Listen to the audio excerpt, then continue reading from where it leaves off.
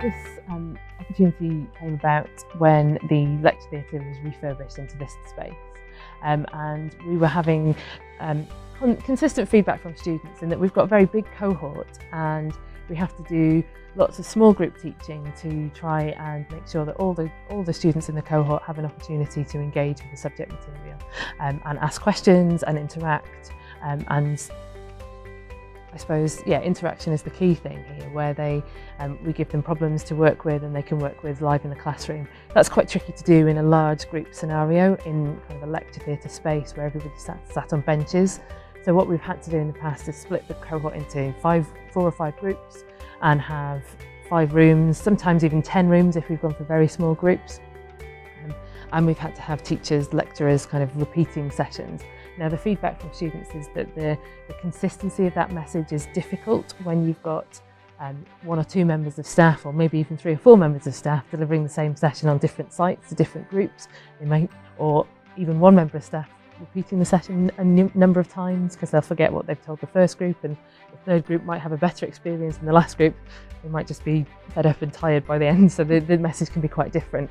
So this space here allowed us to get the whole cohort in the space, 2 or 3 lecturers in a session, with kind of one leading the session and the others facilitating, and having group work in the session so that the consistency of message was there, yet we still had the variety of staff bringing in their own opinions and thoughts, because there is variety in practice.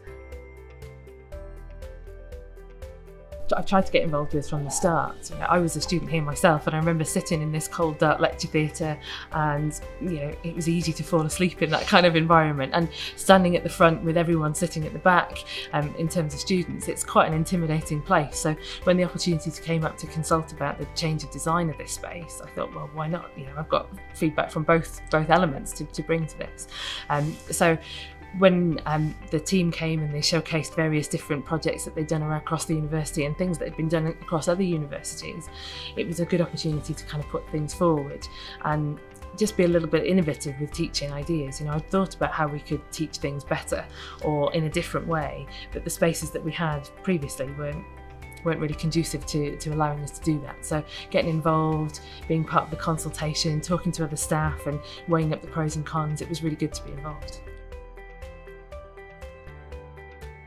Their feedback's been good. I think they find the room a lot more comfortable than the kind of benches. They're certainly able to interact better in groups. When you're sat on a bench and you're asked to talk to your partner, you're only really talking to the person next to you. It's difficult to talk to the people behind you. These pods at the front of the lecture theatre here are great. They can gather around a laptop, which they can also charge up as well, and the old lecture theatre didn't have those points.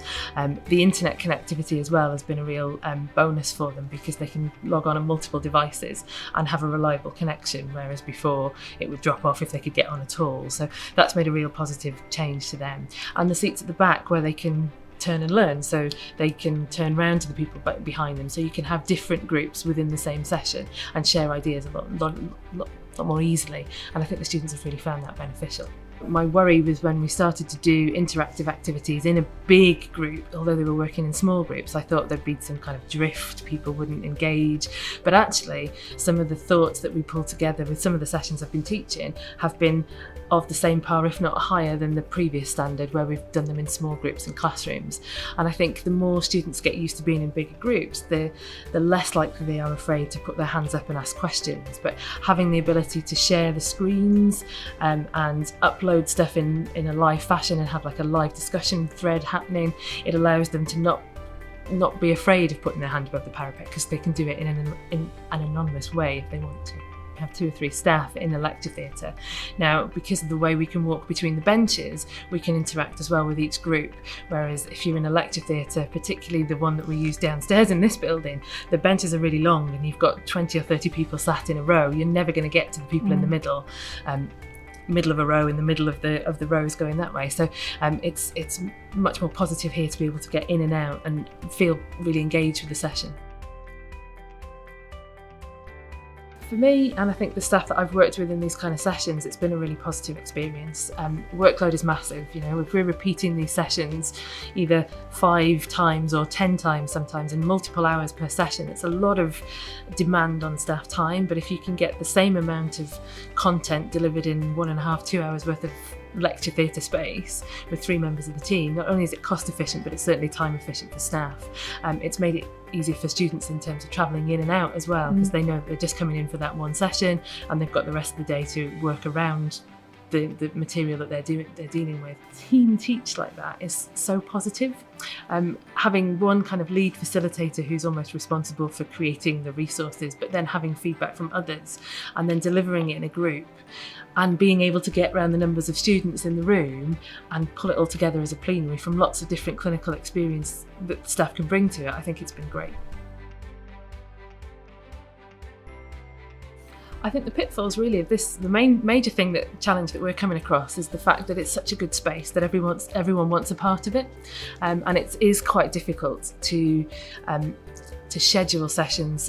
Scheduling happens so far in advance is sometimes that you don't really know where you're going to be teaching, and then you get given a room and having to plan your teaching around the room is almost kind of cart before the horse. It would be really nice to have spaces like this, or know that we are in spaces like this, so that we can really look at our curriculum and put sessions where we can do collaborative group work in big groups in these sessions from the get-go.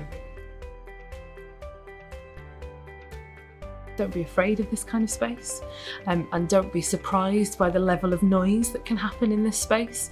I think quite often lecturers can sometimes kind of think that if the noise is there, that students might not be engaging on task, and actually I think noise can be a positive thing, and the fact that you can walk in and around students is you can kind of monitor what's going on at the same time.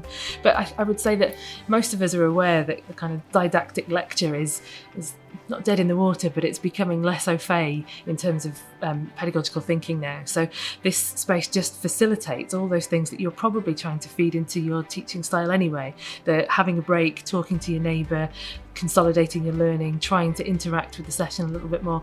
This space makes it easier to do. It's a really timely development for us in healthcare. We're at the point where we're rewriting our programmes for a start.